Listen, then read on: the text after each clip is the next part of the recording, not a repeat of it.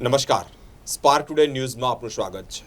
500 વર્ષના અંધકારમાંથી ઉજાસ તરફ જતો દિવસ એટલે 22મી જાન્યુઆરી. ઇતિહાસના પાના પર કંડારાયેલો એ દિવસ એટલે 22મી જાન્યુઆરી. 22મી જાન્યુઆરી માટે શબ્દો ખૂટે છે.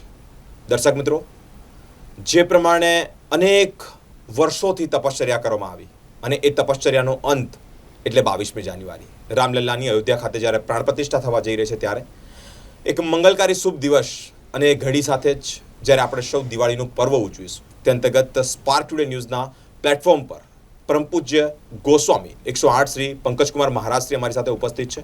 દર્શક મિત્રો, આ ક્ષણના આપણે સૌ સાક્ષી બનવાના છે. આ ક્ષણનું આપણને સૌને સદભાગ્ય પ્રાપ્ત થશે. તો શું કહી રહ્યા છે પંકજકુમાર ગોસ્વામીજી? તેઓની સાથે જ તેઓના મુખારવિંદે જ્યારે સરસ્વતી સાક્ષાત બિરાજમાન છે, સનાતન હિન્દુ ધર્મના ફેલાવા માટે પોતાનું લોહીનું પાણી કરી નાખ્યું છે, તેવા જ પંકજકુમાર ગોસ્વામી અમારી વચ્ચે ઉપસ્થિત થયા છે. મહારાજશ્રી, આપશ્રીના ચરણકમલમાં સતસત વંદન સાથે સ્પાર્ક ટુડે ન્યૂઝમાં આપનું સ્વાગત છે. 500 વર્ષનો એક અંધકારવાળો દિવસ અને એમાંથી આપણે અજવાળા તરફ જઈ રહ્યા છે. આપણા સૌની આશા અને એ આશાનું કિરણ નવું ખીલશે એ 22મી જાન્યુઆરી અયોધ્યા ખાતે જ્યારે પ્રાણ પ્રતિષ્ઠા થવા જઈ રહી છે તે અંતર્ગત આપનું શું મંતવ્ય છે? સર્વપ્રથમ તો સ્પાર્ક ટુડે ન્યૂઝના માધ્યમથી મારા જે બી ભક્તિના મનોભાવ હું પ્રકટ કરવા માગું છું એના માટે હું આપને પણ શુભકામનાઓ, ધન્યવાદ, આશીર્વાદ પાઠવું છું. અજ્ઞાનતિ મિરાંધસ્ય જ્ઞાનાનજન શલાકયા ચક્ષુરૂન મિલિતમ યેન તસ્મૈ શ્રી ગુરુવે નમઃ. रेगिस्तान भी हरे हो जाते हैं जब अपने अपनों के साथ खड़े हो जाते हैं. એમ કહી શકાય કે આ કરાલ કલિકારમાં, કળિયુગમાં સતયુગનું જેમ એક નવો નૂતન સનાતનનો સૂર્યોદય થઈ રહ્યો છે અને એ બ્રહ્મના સ્વરૂપના સાક્ષાત દર્શન, મર્યાદા પુરુષોત્તમ પ્રભુ શ્રી રામચંદ્રજીના સાક્ષાત દર્શન અને એમનો સાક્ષાત્કાર ના આપણે સૌ બળભાગી બનવાના છે, સૌભાગ્ય પ્રાપ્ત કરવાના છે. અને મને એ 25,000માંથી એક પ્રભુ શ્રી રામે સિલેક્ટ કર્યો છે, કૃપા રાખી છે. એનું તો હું શું કહી શકું કે કરોડો વર્ષોના જન્મનો જો પુણ્યોદય થયો હોય તો એવા સૌભાગ્ય પ્રાપ્ત થાય છે, જેનો હું એક સેવક, એક દાસ બન્યો છું. અને સંસ્કારી નગરીમાં મને અહીંયા રહેઠાણ મળ્યું છે. હું સદભાગ્ય માનું છું મારા. ખૂબ ખૂબ આભાર. 640 કરોડની જનતા ધરતી પર અને એમાંથી પણ આપણને ભારત દેશમાં જન્મવાનું સૌભાગ્ય પ્રાપ્ત થયું. ભારત ધરા એવી છે, એટલી પવિત્ર ધરા છે અને આ ધરામાં જ્યારે 22મી તારીખે એટલે કે 22મી જાન્યુઆરીએ અયોધ્યા ખાતે રામલલ્લાની પ્રાણ પ્રતિષ્ઠા થવાની છે તેને આપણે સૌ સાક્ષી બનવાના છે. દર્શક મિત્રો, એક વિશેષ લાવો છે. મહારાજ, આપે જે પ્રમાણે સનાતનની વ્યાખ્યા કરી, ખૂબ મહત્વની બાબત છે. હાલના અત્યારે યુવા વર્ગમાં હિન્દુવાદીની વાત આપણા સ્ફોટક પ્રવચનો તો ખૂબ વખણાય છે. પંકજકુમાર ગોસ્વામી જ્યારે સનાતનની વાત કરે ત્યારે રૂમટા ઊભા થઈ જાય તેવી વાત છે. સાચા અર્થમાં યુવાનોને સનાતનની બાબત, સનાતનની ભાષા, સનાતનની વ્યાખ્યા, ડેફિનેશન શું છે આપના મતે? જો આપણે વસુધૈવ કુટુંબકમની સંસ્કૃતિવાળા છે અને આપણે હંમેશા આપણા આચરણમાં એમ કહીએ છીએ, વ્યવહાર, વાણીને વર્તનમાં કહીએ છીએ કે આખા વિશ્વનું કલ્યાણ હો. આપણા માનનીય પ્રધાનમંત્રીશ્રી બી એ ઉલ્લેખ કરે છે વારે ઘડીએ કે આખા વિશ્વનું કલ્યાણ હો.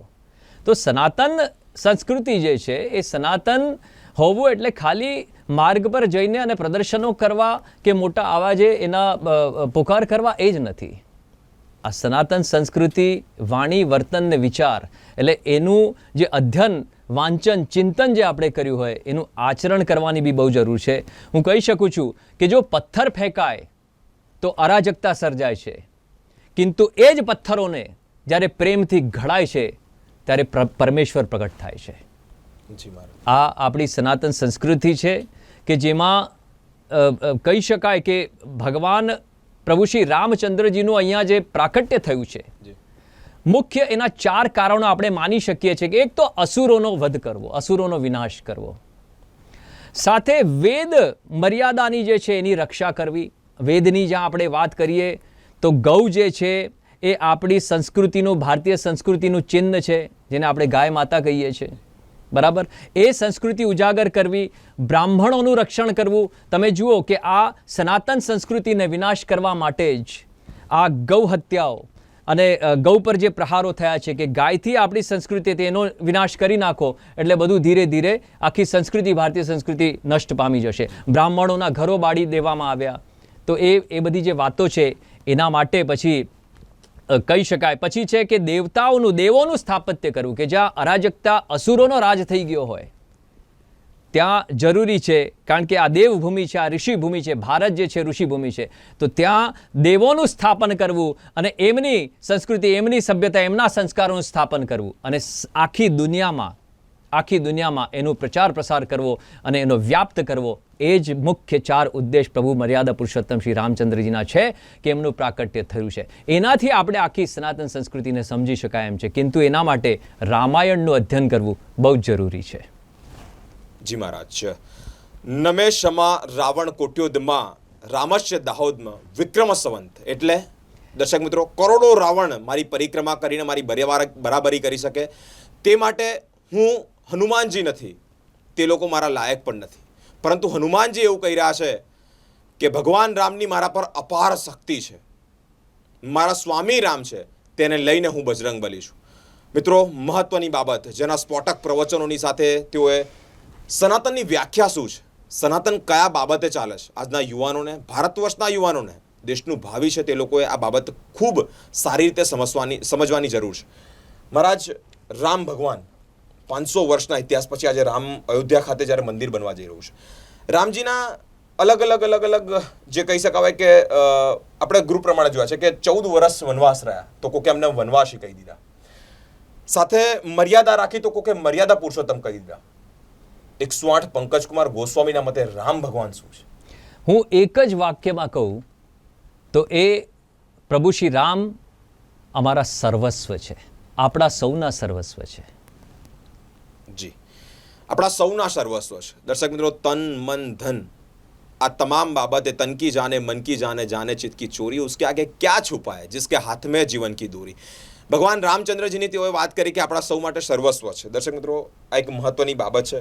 મહારાજ, આપના મુખારવિંદે સ્ફોટક પ્રવચનોની સાથે સાથે કીર્તનો અને ભજનો પણ એવા સૂર છે કે જ્યાં સરસ્વતી સાક્ષાત બિરાજમાન થઈ જતી હોય છે. એવા સૂર છે કે તમામના માનસપટ પર લાઈવ તમે રાજ કરતા હોય તેવા છે. તો આપના મુખારવિંદે છે અમારા દર્શક મિત્રો સાથે ભજન કીર્તન થોડા ઘણા. બિલકુલ, હું આપને એક બે કડી સંભળાવું છું. કહેવાય છે કરાલ કલિકાલમાં ભગવદ નામ સ્મરણ અને કીર્તન ભક્તિ, નવધા ભક્તિના જે 9 પ્રકાર છે એમાંથી પ્રેમ લક્ષણાને યુક્ત કીર્તન ભક્તિ ही સર્વોપરી છે.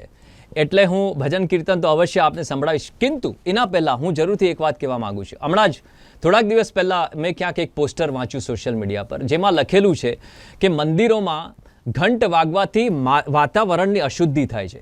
મારે આપના માધ્યમથી ક્લિયર કરી દેવા હું માગી રહ્યો છું કે ખરેખર અડધું જ્ઞાન પીરસવું ન જોઈએ. ઘંટ વાગવાથી તો વાતાવરણની શુદ્ધિ થાય છે. 22મી જાન્યુઆરી 2024 ઘંટિયારી તો થવાની છે પ્રભુ શ્રી રામલલ્લાની, કિંતુ 2024માં ઘંટનાદ પણ થવાનો છે, એ વિશેષ નોંધ લેવામાં આવે. અને એટલા માટે એનો જે નાદ છે એ સનાતન સંસ્કૃતિનો જે નાદ છે આખા વિશ્વમાં આપણે જોઈ રહ્યા છે, પ્રચાર પ્રસાર થઈ રહ્યો છે અને સંભળાઈ પણ રહ્યો છે. માટે જેમની મતિબુદ્ધિ આ પ્રકારે પ્રેરાઈ હોય કે એમનું એવું પણ કહેવું છે કે મંદિરમાં જવાથી એવું કંઈક ઉલ્લેખ કરવામાં આવ્યો છે કે પ્રદૂષણ ફેલાય છે. તો આ બધી વાતો કે જેમના માનસિકતામાં પ્રદૂષણો ફેલાઈ ગયા છે, ભ્રષ્ટાચારો ફેલાઈ ગયા છે. હું એમ કહીશ કે રાવણનું જો વધ કરવું હોય તો રામને પ્રકટ થવું પડે, અને રામ પ્રગટી રહ્યા છે, રામ પ્રગટી ગયા છે. ખૂબ આભાર મહારાજ. જે પ્રમાણે આપણે વાત કરી તે જ પ્રમાણે દર્શક મિત્રો, આતંકવાદ એ ખાલી આતંકવાદ બહારનો જ નથી, પરંતુ આવા વિચારોનો પણ આતંકવાદ છે. બિલકુલ. આવી મહારાતારીનો પણ આતંકવાદ છે. આવી ક્યાંક ને ક્યાંક ધર્મોને કટ કરવાની, ધર્મોને મહારાતારી કરવાનો પણ આતંકવાદ છે. આપણે સૌએ આ આતંકવાદથી દૂર રહેવાનું છે. અને આ આતંકવાદ જ્યારે દૂર થઈશું એટલે ભગવાન નિકટ આવશે, ભગવાન આપણી પાસે આવશે. દર્શક મિત્રો, આજ મંગલકારી શુભ દિવસ એટલે 22મી જાન્યુઆરી. મહારાજ શ્રી બીરેનજી, હું બિલકુલ સંભળાવું છું. એક વાત હું ઓર કહેવા માંગુ છું કે પ્રભુ શ્રી રામના લગ્ન પ્રસંગની એક સુંદર વાત છે કે પ્રભુ શ્રી રામ જ્યારે ત્યાં પધાર્યા લગ્ન પ્રસંગે, ત્યારે જે અન્યથા બીજા પરિવારની જે બધી સખીઓ હતી, જે બધી કન્યાઓ હતી, એ લોકોએ મીઠી ગાળ ભાંડી છે પ્રભુ શ્રી રામને. તો લક્ષ્મણજી ઉગ્ર થઈ ગયા, એમને શસ્ત્ર ઉપાડી લીધું કે આવી રીતના કેવી રીતના અમારા પ્રભુ શ્રી રામને ગાળ ભાંડી રહ્યા છે. ત્યારે વાલ્મીકીજી એમને સમજાવે છે કે જો સંબંધોને જોડવામાં અને સંબંધોને તોડવામાં એમાં બહુ મોટો અંતર છે. ધર્મ જે છે એ બધાને જોડવાનું કાર્ય કરે છે, ક્યારે તોડવાની માનસિકતા રાખતી જ નથી. તો એના સંદર્ભે વાલ્મીકીજી બહુ સુંદર બોધ આપે છે કે લક્ષ્મણજી આપે ઉગ્ર થવાની, પ્રભુ શ્રી રામે ઉગ્ર થવાની જરૂર નથી, કારણ કે સંબંધ જ્યાં જોડવા હોય ને ત્યાં ગાળો પણ ખાવી પડે છે. અને જે આપણે આજે જોઈ રહ્યા છે કે અન્યથા આખા વિશ્વને જોડવા માટે થઈને જ્યાં આપણા પ્રધાન સેવક આટલી બધી મીઠી ગાળો સાંભળીને પણ પોતાનું કાર્ય કર્મણ્ય વાધિકારસ્તે મા ફલેશુ કદાચનના સ્વરૂપમાં કરી રહ્યા છે. કારણ કે એ પણ એક પરમ સત્ય, સનાતન સત્ય છે કે યદા યદા હિ ધર્મસ્ય ગ્લાનિર્ભવતિ ભારત અભ્યુત્થાનમ અધર્મસ્ય તદાત્માનમ સૃજામ્યહમ પરિત્રાણાય સાધુનામ વિનાશાય ચ દુષ્કૃતામ ધર્મ સંસ્થાપનાર્થાય સંભવામી યુગે યુગે.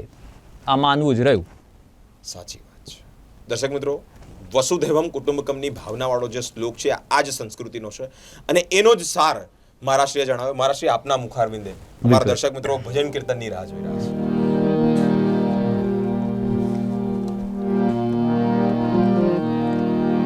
હે રામ હે રામ હે રામ હે રામ તું ही माता तू ही पिता है, तू ही माता तू ही पिता है, तू ही तो है राधा का श्याम. हे राम हे राम तू अंतर्यामी सबका स्वामी, तू अंतर्यामी सबका स्वामी, तेरे चरणों में चारों धाम. हे राम हे राम तू ही बिगाड़े तू ही संवारे, तू ही बिगाड़े तू ही संवारे, इस जग के सारे काम. हे राम हे राम तू जगदाता विश्व विधाता, तू जगदाता विश्व विधाता, तू ही सुबह तू ही शाम. हे राम हे राम हे राम हे राम हे राम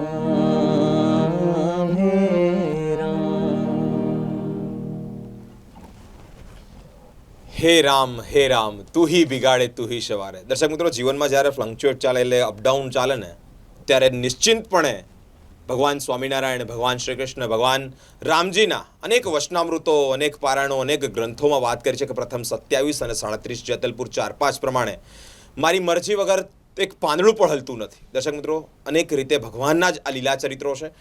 અનેક જગ્યાએ વૈજ્ઞાનિક કારણો થયા, અનેક જગ્યાએ સાયન્ટિફિક રિસર્ચ થયા. દવા ગોળીથી જે કામ નથી થતું દર્શક મિત્રો, તે આ સૂરથી થાય છે. આ સૂરથી માણસ બીમાર હોય તે ઊભો થઈ જાય છે, સાજો થાય છે, તેનામાં ચેતના આવે છે.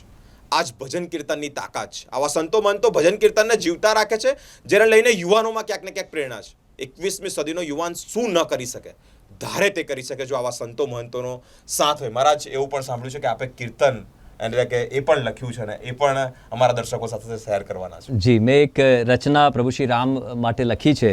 રામ માટે હું લખવાને સામર્થ્ય નથી, કિંતુ એમની જ કૃપા બલથી મેં આ લખ્યું છે કે આરામને પણ હું આરામ આપું છું, આ રામને પણ હું રામ આપું છું, સૂતાઓને પણ હું શ્રી રામ આપું છું. જાગ્રત અવસ્થામાં તો આપણે પ્રભુ શ્રી રામનું નામ લઈએ કે જેમની જેમાં આસ્થા હોય એનું નામ લે છે, કિંતુ મૃત્યુ પામ્યા પછી બી રામ બોલો ભાઈ રામ આપણે એનું સ્મરણ તો રાખવું જ પડશે. અને જે કહેવાય છે કે અંતે તો તું રાખ બસ આટલું જ યાદ રાખ. અને એ વખતે બી રામનું નામ તો લેવું જ પડશે. માટે આ રામને પણ હું રામ આપું છું, આ રામને પણ હું પ્રભુ શ્રી રામ આપું છું. જાગ્રત જે જીવ પ્રભુ શ્રી રામ માટે જો થઈ ગયો, પછી જગતને હું ગતિ, સંસારને હું વિરામ આપું છું. જગતને હું ગતિ, સંસારને હું વિરામ આપું છું. ભક્તોને ધર્મ ધાર્મિક મતિ બુદ્ધિ, ભક્તોને ધર્મ ધાર્મિક મતિ, અધર્મોને હું ક્ષતિ આપું છું. ભાગ્ય તારા ફળ મારા, ભાગ્ય તારા ફળ મારા, કર્મ પ્રમાણે જ પછી હું કામ આપું છું. કર્મ પ્રમાણે જ પછી હું કામ આપું છું. પાંખની જેમ સમર્પિત થઈ સેવા સ્મરણ સત્સંગમાં, પાંખની જેમ સમર્પિત થઈ સેવા સ્મરણ સત્સંગમાં, સકામથી થઈ પર.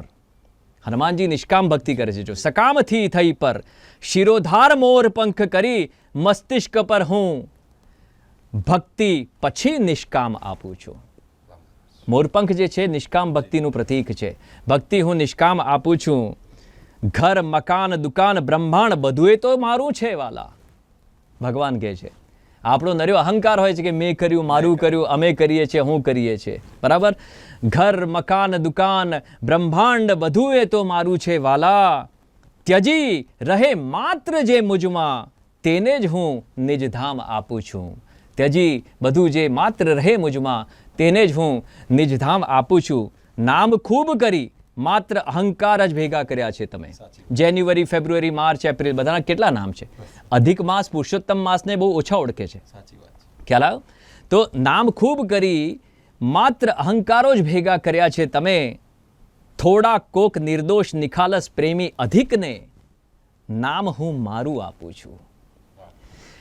છેલ્લી કડી છે કે તારું કશુંય નથી, તું સમજે છે તારું બધું ને તરતો નથી. તારું કશુંય નથી, તું સમજે છે બધું તારું ને તરતો નથી. હું તો મારામાં જ તમને ડૂબાડી, મારું તમને તમામ આપું છું. હું તો મારામાં જ તમને ડૂબાડી, મારું તમને તમામ આપું છું. આ રામને પણ હું આરામ આપું છું, આ રામને પણ હું શ્રી રામ આપું છું. ધન્યવાદ મહારાજ. મહારાજની પંક્તિઓ સાંભળતા એટલું તો ખ્યાલ આવે જ છે કે દર્શક મિત્રો, તમામ પંક્તિઓનો એક જ સાર છે કે તમારા જીવનના કર્મો એ તમારી ભક્તિ, એ જ તમને સ્વર્ગ અને નર્ક, એ જ તમને મોક્ષનું દ્વાર. મહારાજ, અમે અમારા શબ્દોમાં કહીએ તો જિંદગી નાની અને નાની સી કહાની, આવા સંત જ્ઞાની કહી ગયા હોય તો ફાની તો થવાની. 4 દિવસની જવાની, ખેલવાની, કૂદવાની, ખાવાની, ફરવાની, જતા જતા એ લાત મારીને કહેવાની એ પાછી નથી આવવાની. વાહ મહારાજ શ્રી આપના જ ચરક કમલોથી જ્યારે આવી અનેક વાણીઓ સાંભળી છે, આવી અનેક યુવાનોને પ્રોત્સાહિત, યુવાનોને ભક્તિમાં તરબોળ કરવા માટે જ્યારે આવી એક આશીર્વાદ મળ્યા છે, ત્યારે આપે પણ એક કીર્તન જે બનાવ્યું છે તે અમારા દર્શક મિત્રો સાથે બિલકુલ સંભળાવું છું. એક વાત મારે કરવી છે બિરેનજી, કે આપણે પ્રભુ શ્રી રામની વાત કરતા હોઈએ ત્યાં શ્રી હનુમાનજીનું વિસ્મરણ ન થઈ જાય. આપણે એમનું સ્મરણ હોવું જ જોઈએ, મહત્વની બાબત છે. તો એમાં હું એક વાત જરૂર કહેવા ઈચ્છીશ કે અત્યારનો જે સમાજ છે, અત્યારે જે પરિસ્થિતિઓ છે, અત્યારે જે સંજોગ બની રહ્યા છે, એમાં હું જરૂરથી કહીશ કે હનુમાનજીની નિષ્કામ ભક્તિ હતી. હનુમાનજીએ 2 કાર્યો કર્યા છે કે એક તો દુષ્ટોનો સંહાર કર્યો છે, બરાબર, અને જે ગ્રહો આપણા નડતર પ્રમાણે હોય છે એનું સમાધાન બી કર્યું છે. તો ગ્રહોની જ્યાં આપણે વાત કરીએ તો શનિ મહારાજ સૌથી અઘરા છે. શનિ મહારાજ સૌથી અઘરા છે. એ શનિ મહારાજે કહ્યું કે ભાઈ હનુમાનજી ચલો આવો મારી સાથે અડી કરો જરા, અને આ જે બોર્ડર છે એના પરથી બહાર હું તમને જવા નહીં દઉં જ્યાં સુધી તમે આપ મારી સાથે સંઘર્ષ નહીં કરો ત્યાં સુધી. તો હનુમાનજી કહે છે કે મારે પ્રભુ શ્રી રામની ભક્તિ કરવાનો સમય થઈ ગયો છે, મને જવા દો. શનિ મહારાજ કહે છે આને ઉલ્લંઘીને આપ જઈ નહીં શકો જ્યાં સુધી હું ના કહું ત્યાં સુધી. હનુમાનજી શું કરે છે, એમને એમની પૂંછથી બાંધી દે છે અને એમને ઢસડીને લઈ જાય છે, એમની રામની ભક્તિ કરે છે, અને એ શક્તિથી પાછા પુનઃ પછી શનિ મહારાજને આપ લઈને આવે છે, એમના સ્થાનમાં બોર્ડરની અંદર મૂકે છે અને કહે છે કે હવે લડો. હવે એમાં થયું શું કે એમાં શનિ મહારાજ કે એટલા બધા ઘસાઈ ગયા, એમાં એટલું બધું ક્ષતિ પહોંચી એમને કે એ કહે છે કે મારા તો ઉજરડા થઈ ગયા છે શરીરમાં, હવે હું લડવાને લાયક રહ્યો નથી, મારામાં તાકાત રહી નથી, મને હવે મુક્ત કરો. તો હનુમાનજી એમને 3 આંટાથી પૂંછડીના બાંધે છે અને પછી એમને એમના સ્થાન પર મૂકે છે. તો એવું કહેવાય છે આજના યુગમાં. અચ્છા, પછી એ જાય છે તો સ્ત્રીઓ જુએ છે તો એમને કહે છે કે મને જરા તેલ વેલ કંઈક લગાવી આપો તો મને ઠંડક મળે એવી રીતના.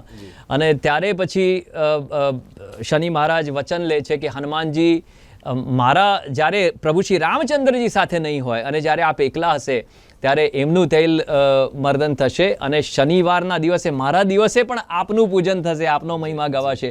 એવી રીતના આ આખો હનુમાનજીનો મહિમા છે. કહેવાનો ભાવાર્થ એવો છે કે આપણા વૈજ્ઞાનિકો આજે સેટન, જે શનિ મહારાજ કહેવાય છે, સેટનમાં જ્યારે વૈજ્ઞાનિકો જોયું તો એમાં 3 લેયર ગેસના મળ્યા. એ 3 પૂછાની બંધારણ છે જે આપણા શ્રી હનુમાનજીની છે. તો કહેવાનો ભાવાર્થ એવો છે બીજી વાર કે રાવણને એક મુક્કો માર્યો હનુમાનજીએ અને ધ્વસ્ત કરી દીધા. તો આજની પરિસ્થિતિમાં જેટલા બી આવા રાવણો અહીંયા ફરી રહ્યા છે એમને આપણા પ્રધાન સેવક અને સનાતન સંસ્કૃતિના સનાતન સ્નેહીજનો માત્ર કળ અને બળથી, કોઈક જગ્યાએ કળથી હનુમાનજીએ ઉપયોગ કર્યો છે અને કોઈ જગ્યાએ બળથી ઉપયોગ કર્યો છે. તો બળના દ્વારા એવો મુષ્ટિ પ્રહાર થઈ રહ્યો છે કે કદાચ હનુમાનજીની ગદા ઉપાડવાની પણ અત્યારે જરૂર નથી પડી રહી. એ આપણે સૌ અનુભવી રહ્યા છે. તો કહેવાનો ભાવાર્થ એવો છે કે આનો વ્યાપ્ત પ્રભુ શ્રી રામ એટલે જો સર્વ વ્યાપ્ત है वो प्रभु श्री राम है. चाहे वो ब्रह्मांड में हो, ब्रह्मांड के स्वरूप में हो, चाहे वो आपके इंसान के स्वरूप में हो, चाहे वो आपके मानस के स्वरूप में हो या आपके विचार के स्वरूप में हो या वाणी या वर्तन के स्वरूप में हो, प्रभु सर्वव्याप्त हैं, रहेंगे और रहेंगे ही. કણકણમાં ભગવાન શ્રી રામનો વ્યાપ છે તેવું જણાવ્યું છે. દર્શક મિત્રો, હનુમાનજી એટલે ભગવાનને ક્યારેય એવો ભૂલ્યા નથી. એક ક્ષણ માટે, એક સેકન્ડ માટે પણ ભગવાન રામચંદ્રજીને ભૂલ્યા હોય એવી અત્યાર સુધી કોઈ બાબત, એવો કોઈ પ્રસંગ, એવી કોઈ નોબત આવી નથી. ભગવાન જ સર્વોપરી છે, ભગવાન જ સર્વ કરતા હરતા છે તેવું માનીને 24 કલાકની હરેક એક સેકન્ડ જીવ્યા છે. ત્યારે પોતાના હૃદયની અંદર તેઓએ રામ અને સીતાજીને બતાવે છે. મહારાજ શ્રી, આપના મધુરા કંઠે અમે કીર્તન ઈચ્છીએ છીએ.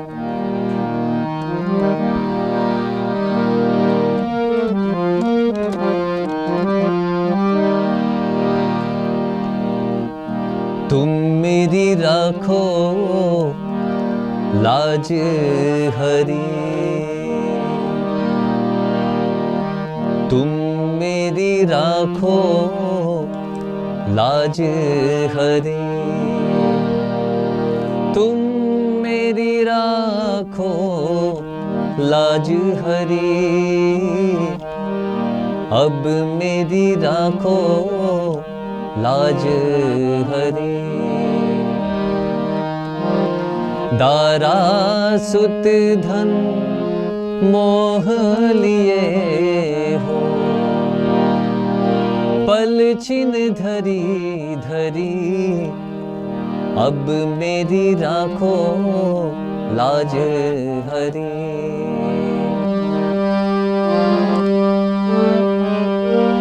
सूर पतित को बेग उगारो, सूर पतित को बेग उगारो, अब मेरी नाव धरी, अब मेरी राखो लाज हरी. तुम मेरी राखो लाज हरी, तुम मेरी राखो लाज हरी.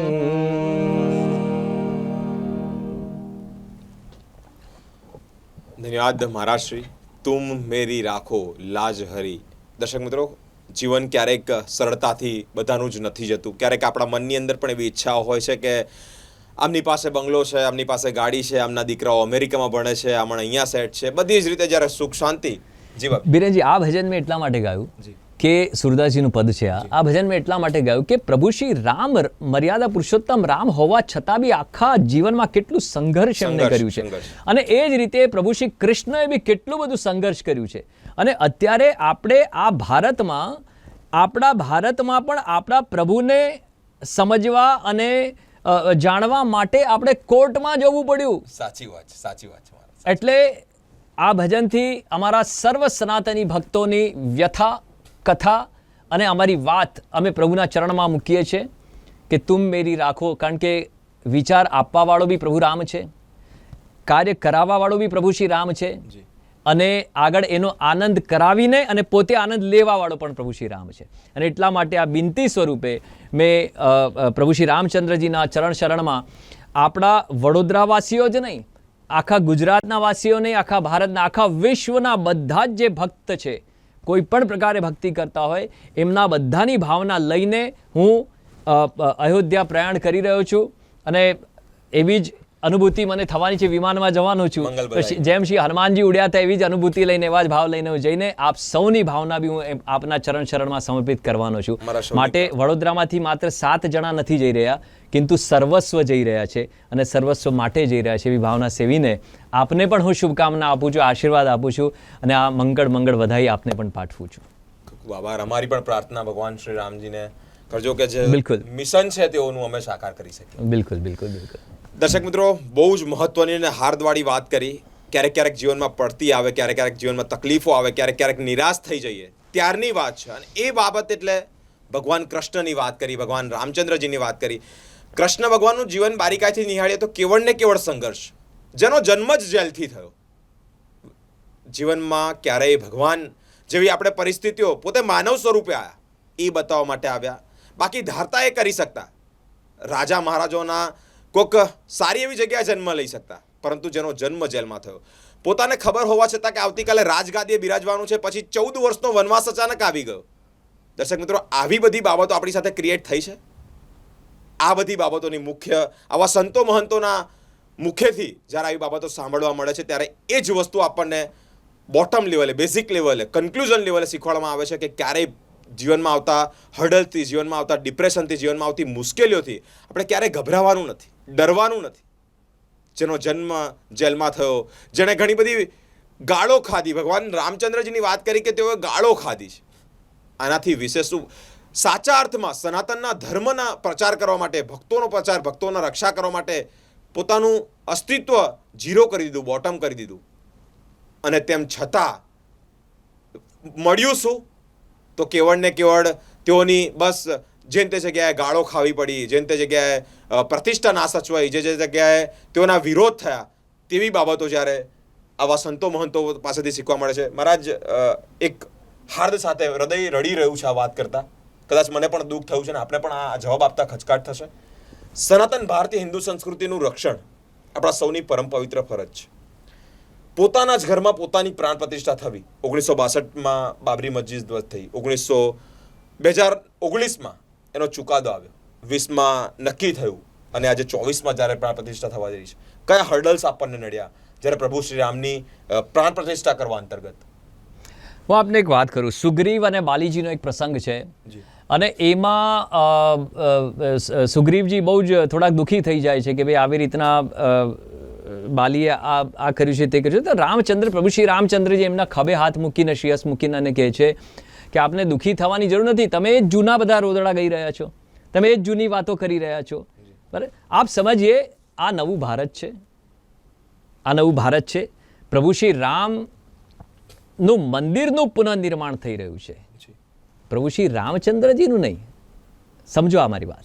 કિંતુ જ્યારે પ્રભુને આ મૃત્યુલોકમાં, આ ભૂતલ પર, આ પૃથ્વી પર જ્યારે પ્રકટવું હોય છે, ત્યારે જ આપ આખું આયોજન અને પ્રયોજન કરે છે અને ત્યારે જ બધી વ્યવસ્થાઓ ગોઠવાય છે. સૌથી પહેલાં, મેં પહેલાં બી ક્યાંક કહ્યું કે સૌથી પહેલાં આપ એમના પરિકરને પ્રકટ કરે છે અને પરિકર પધારી ગયા પછી એના માધ્યમથી સાક્ષાત એ પ્રભુ પછી આ ભૂતલ પર પધારે છે, જેની સાક્ષાત અનુભૂતિ આપણે કરી રહ્યા છે. બીજું હું આપને કહી દઉં કે જે લોકો પગના મોજા હાથમાં પહેરતા હોય, હાથના મોજા માથે પહેરતા હોય, માથાની પાઘડી જે લોકો કમરમાં પહેરતા હોય અને કોટની ઉપર જે જનોઈ પહેરતા હોય, બરાબર, એમને રામાયણ વાંચવી બહુ જરૂરી છે અને રામાયણની સંસ્કૃતિ, સભ્યતા અને શિક્ષા લેવી પણ બહુ જરૂરી છે. કારણ કે એ બી રહી રહ્યા છે તો રામ રાજ્યમાં જ, એ બી રહી રહ્યા છે તો આ જ ભારતમાં, એ બી રહી જ રહ્યા છે તો આ જ સનાતન સંસ્કૃતિના અંતર્ગત. માટે એ બહુ જરૂરી છે કે આપણે જનેઉ બાએ ખભેથી ડાબે ખભે અહીંયા કમર સુધી આમ ધારણ કરવી કે આમ ધારણ કરવી, અંદર ધારણ કરવી કે ઉપર ધારણ કરવી, એ બધી વ્યવસ્થાઓ આપણે બહુ જરૂરી છે. પછી મંચ પર આવવું જોઈએ, મારું એવું માનવું છે. કહેવાનો ભાવાર્થ એવો છે કે રામ નામ કી લૂંટ લગી હૈ, લૂંટ સકે તો લૂંટ, અંતકાલ પછતાએગા જબ પ્રાણ જાએંગે છૂટ. એટલે પ્રભુ શ્રી રામ સર્વના છે, બધાના છે, બધાના પ્રભુ શ્રી રામ છે. કિંતુ આપણે શ્રી રામના થઈ શક્યા છે કે નહીં, એ પ્રશ્નાર્થ છે. એ જીવનનો મર્મ છે, એ આપણા જન્મનો મર્મ છે અને જન્માંતરનો મર્મ છે. ખૂબ ખૂબ મહત્વની બાબત રહી છે મહારાજ. આજ ભારત દેશની સંસ્કૃતિ, આજ ભારત દેશની ભૂમિ, આજ ભગવાન રામચંદ્રજી અને તેઓ વિશે ક્યારેક કોક નાનો માણસ પોતાની ગાદીને મોટી સમજી બેસે છે, ક્યારેક પોતાના પદને મહત્વ સમજી બેસે છે. નેતાઓ હોય, અભિનેતા હોય, ક્યારેક ક્યારેક ટીકા ટિપ્પણીઓ કરી રહ્યા છે, રામ ભગવાનને માંસાહારી કહી રહ્યા છે. કયા પ્રકારની એ લોકોની બુદ્ધિ ભ્રષ્ટ થઈ છે, તેવા લોકો માટે શું કહેવા? જો આપણી ત્યાં એવું કહેવાય છે કે જેવું અન્ન એવું મન, જેવું પાણી એવી વાણી અને જેવું દૂધ એવી બુદ્ધિ. કદાચ એમને એવું કોઈ સેવન કર્યું હશે કે એમને આવી રીતના કહેવાનો અવસર આવ્યો, એવું ક્યાંક દૂષિત જલનું પાન એમને કર્યું હશે કે એમનું મન બી એવું બની ગયું, અને ક્યાંક ભેંસનું દૂધ પીધું હશે. ગાયનું દૂધ પીવો તો કૃષ્ણ થવાય, ભેંસનું દૂધ પીવો તો રાવણ થવાય. સાચી વાત છે. ખ્યાલ આવ્યો? એટલે ક્યાંક એમને એવી સેવન કંઈ કર્યું હશે, અને કહેવાય છે ને કે દેવ હોય ત્યાં દાનવ હોય. જો કશું હોય જ નહીં, અસુરો જ ના હોય, દાનવો જ આ ભૂતલ પર ના હોય, તો ભક્ત રક્ષણ પૂરણ કાજે, ભક્ત મનોરથ પૂરણ કાજે ભગવાનને અહીંયા અવતરિત થવાની જરૂર શું છે? એમને અહીંયા આવવાનું પ્રયોજન શું છે? આ ઠાકોરજીની બધી લીલા છે. પ્રભુને જેમ રમવું હોય તેમ આપણે બી ફિલ્મમાં જો વિલન ના હોય તો ખાલી હીરો હોય તો આપણને મજા ના આવે ને, કે ક્યાંક તો કંઈક હોવું જ જોઈએ, કંઈક ચેન્જ ઓવર હોવું જ જોઈએ. એવી રીતના જ્યાં દેવ છે ત્યાં દાનવ છે, જ્યાં સૂર્ય છે ત્યાં અંધકાર પણ છે, જ્યાં પુષ્પ છે ત્યાં કંટક પણ છે, જે આગળ છે પાછળ પણ છે, બધું જ છે. એટલે એની સાથે જીવવામાં જ આનંદ છે ને. અને એમાંથી જ્યારે શંકામાં જ્યારે સાક્ષાત્કાર પ્રગટે છે ત્યારે શ્રી પ્રભુ રામ કોણ છે સમજાય છે આપણને. સાચી વાત છે. મહત્વની બાબત કરી દર્શક મિત્રો. આ બધી જ બાબત જરૂરી છે, અને આ ભગવાન રમી રહ્યા છે, ભગવાન પોતાની લીલાઓ કરી રહ્યા છે, તેવી બાબત સામે આવી. મહારાજ, 22મી તારીખે એક નવો સૂર્ય ઉગવાનો છે. 22મી તારીખે એક આશાનું કિરણ ઉગવાનું છે. આપણા સૌના હૈયા પ્રફુલ્લિત થવાના છે. હું આપને કહી દઉં, હું પ્લેનમાંથી ઉતરીશ ને, હું રાહ જોઈ રહ્યો છું. મારી કંપારી છૂટે છે અત્યારે. મને એ અનુભવ કેવા હશે જ્યારે અયોધ્યાની ઉપર અમે જઈશું. અમે તો અયોધ્યાથી બહુ નીચે છે, કિંતુ અયોધ્યાની ઉપર જ્યારે અમે પ્રયાણ કરીશું અને જ્યારે અમે એની પ્રથમ દ્રષ્ટિ થશે, મારા ભાવપક્ષ આપને કહી દઉં કે જે વખતે હું નીચે ઉતરી, હું સાષ્ટાંગ દંડવત એ ભૂમિમાં કરવાનો છું, અને એની જે રજ છે ત્યાં કેટલા અબજો અગણિતાનંદ ભક્તોની રજકણ આજે બી વિદ્યમાન છે. એ રજકણને હું શિરોધાર કરીશ ત્યારે હું આપ સૌને, આખા ભારત વર્ષના જેટલા બી સનાતની ભક્ત છે, જેટલા બી સ્નેહીજનો છે, એમનું સ્મરણ કરીશ, એમને યાદ કરીશ, અને પછી એ રજને શિરોધાર કરીશ. આ મારું આપના માધ્યમથી વચન છે. એ રજ કેટલી ઇમ્પોર્ટન્ટ હશે, એ રજ કેટલી પવિત્ર હશે. મહારાષ્ટ્રીએ વાત કરી કે હું એને લલાટે લગાડવાનો છું. દર્શક મિત્રો, નાની મોટી રજ નથી. એ રજ પર ભક્તોના ચરણાવી જ એવી રજને જ્યારે લલાટે લગાડવાનો હોય. મહારાષ્ટ્રી, એક છેલ્લો ક્વેશ્ચન વડોદરા શહેરની જનતાને, સંસ્કારી જનતાને 22મી તારીખ અંતર્ગત શું સંદેશો આપવા માંગો છો? હું બિલકુલ એક સંદેશો આપવા માંગુ છું કે આપના મનમાં જે પ્રભુ શ્રી રામ વસેલા છે એમને પ્રકટ સ્વરૂપે આપણે પ્રકટ કરીએ. પ્રત્યેક જનમાનસ જાતિ ન પૂછીએ સાધુ કી, પૂછ લીજે જ્ઞાન, મોલ કરો તલવાર કા ઓર પડા રહંદો મ્યાન. આપણે સૌ ખભેથી ખભે મળાઈને અને આપણી જે વસુદેવ કુટુંબકમની ભાવના છે, આખી જે વિશ્વ સ્તરની આપણી જે સભ્યતા અને સંસ્કૃતિ છે એને ઉજાગર કરીએ, એનું ઉદાહરણ આપણે આખા વિશ્વમાં પ્રકટ કરીએ. અને સાથે એ દિવસે વિશેષ કરીને પ્રત્યેક ઘરના પરિવારજનો આપણે કેસરી, લાલ કે પીળા ઉત્સવ મહોત્સવનો જે વસ્ત્ર પરિધાન અને જે રંગ છે એને ધારણ કરીએ, અને આપણી સંસ્કૃતિ, આપણી સભ્યતા અને આપણા સંસ્કારોને, સનાતની સંસ્કારોને ઉજાગર કરીએ, એને માણીએ, જાણીએ અને એને જીવીએ, એવી મારી ભાવના છે. ખૂબ ખૂબ આભાર. દર્શક મિત્રો, એ જ 22મી જાન્યુઆરીનો દિવસ અયોધ્યા ખાતે ભગવાન રામલલ્લાની પ્રાણ પ્રતિષ્ઠા થવાની છે. ફરી એકવાર દિવાળી જેવો માહોલ સર્જાશે, ફરી એકવાર નવું વર્ષ આવશે, ફરી આપણા સૌના હૈયાને વિશે આનંદ ઉમંગના ફુવારા ઉડશે. આપણે સૌ એ દિવસે ઘરમાં દીવો કરવાનો છે, ભગવાન રામનો દીવો કરવાનો છે. ફરી એકવાર ભગવાન રામના દર્શન આપણા સૌના હૈયાના માનસપટ પર થવાના છે. દર્શક મિત્રો, એ દિવસની કાગડોળે આપણે સૌ રાહ જોઈ રહ્યા છે. ત્યારે સ્પાર્ક ટુડે ન્યૂઝના માધ્યમ થકી એ દિવસની આપણને પણ એક વિનંતી કરવામાં આવી રહી છે કે દિવસ અલગ રીતે મનાવીએ, દિવસ દિવાળીનો મનાવીએ, એ દિવસ આત્મીયતાનો મનાવીએ. સાચા અર્થમાં મારા તારાની ભાવના છૂટે અને આપણે સૌ એક છે તેવો મનાવીએ. જી મહારાજ. એની સાથે બિરેનભાઈ હું ઓર એક વાત કહેવા માગું છું કે ભારત જે છે એ કૃષિ અને ઋષિ સંસ્કૃતિ પર આધારિત છે. આપણે ઋષિ સંસ્કૃતિમાં તો પ્રવેશ કરી ગયા છે. કૃષિ સંસ્કૃતિની જ્યાં વાત કરીએ ત્યાં બી આપણે પ્રવેશ કરી રહ્યા છીએ, પરંતુ કૃષિ સંસ્કૃતિ ગૌ માતા વગર અપૂર્ણ છે. હું હૃદયથી આપને વિનંતી કરવા માગું છું, આ ભારત વર્ષના જે બી અધિકારીઓ છે, જે બી કોઈ પ્રધાન સેવકો છે, મને હું વિનંતી કરવા માગું છું સર્વ સનાતનીઓ વતી કે ગૌ માતાને પ્રતિષ્ઠા મળે. ગૌ માતાને ગાવો વિશ્વસ્ય માત્ર, ગૌ પશુ નથી એવું આપણા વેદ ઉલ્લેખ કરે છે, આપણા ધર્મ ગ્રંથો ઉલ્લેખ કરે છે. અને જે ગાય માતાનું દૂધની ખીર આરોગીને પ્રભુ શ્રી રામ પ્રકટ થયા છે, આગે ગાય પીછે ગાય ઈદ ગાય ઉદ ગાય ગોવિંદ કો ગાયન કે બીચ મેં હી બસવો ભાવે, જે ગાયોની મધ્યમાં ભગવાન શ્રી કૃષ્ણ બિરાજીને પોતાનો પરમાનંદ પામે છે, એવી ગૌ માતાને સન્માન મળવું જોઈએ, એવી ગૌ માતાને પ્રતિષ્ઠા મળવી જોઈએ. આપણા ધર્મગ્રંથો એમ કહે છે, ભગવાન કૃષ્ણ કહે છે ભગવદ્ ગીતામાં કે જે સન્માનિત હોય છે એનું જો અપમાન થઈ જાય તો મૃત્યુથી પણ વધારે ખરાબ કહેવાય છે. તો આપણી ત્યાં તો ગૌ સંસ્કૃતિ છે અને આપણી ગાય માતા છે. માતાનું જો અપમાન થાય તો કયો માઈનો લાલ છે કે જે સહન કરી શકે. માટે મારી હાથ જોડીને વિનંતી છે કે આપણે રામ રાજ્યના સ્વપ્ન સેવી રહ્યા છે, ત્યાં કોઈ પણ અબૂધ ના રહેવો જોઈએ, કોઈ પણ ભીખ ના માગવો જોઈએ અને કોઈના પણ મનમાં વિકાર ના આવવો જોઈએ, વ્યભિચાર ના થવા જોઈએ. એવી ગૌ માતાને, દિવ્ય ગૌ માતાને આપણે વંદન પ્રણામ કરીને આપના માધ્યમથી, આપની કૃપાથી હું અયોધ્યા પ્રયાણ કરી રહ્યો છું. તો એવી સદબુદ્ધિ બધાને આપે કે ગૌ માતાનું સન્માન અને પ્રતિષ્ઠા બી આ ભારત વર્ષમાં સ્થાપિત થાય અને આખા વિશ્વમાં એનો પ્રચાર પ્રસાર થાય. ખૂબ ખૂબ આભાર મહારાજ. સ્પાર્ક ટુડે ન્યૂઝના માધ્યમ થકી આપણે પણ ત્યાં જઈ રહ્યા છો તે અંતર્ગત મંગલ એક શુભકામના પાઠવીએ છીએ. સાદે પ્રણામ આપને. દર્શક મિત્રો, આ હતા ગોસ્વામી પંકજકુમાર મહારાજ અને તેઓએ વિશેષ પોતાના હૃદયની ભાવનાઓ વ્યક્ત કરી. ત્યારે ક્યાંક ને ક્યાંક આપણે સૌએ પણ આ ભાવનાઓને જડબે સલાખ પાલન કરવાનું છે. અને સ્પાર્ક ટુડે ન્યૂઝ પણ આપણી સાથે એક જ અપેક્ષા રાખી રહ્યું છે કે 22મી જાન્યુઆરીનો દિવસ આપણે સૌ મહામંગલકારી શુભ રીતે ઉજવીએ, દિવાળી જેવી રીતે ઉજવીએ, બેસતા વર્ષ જેવી રીતે ઉજવીએ. તે જ અપેક્ષાઓ સાથે જ જોડેલા રહો સ્પાર્ક ટુડે ન્યૂઝ સાથે. કેમેરામેન કૌશલ ખાન સાથે હું બિરેન, સ્પાર્ક ટુડે ન્યૂઝ.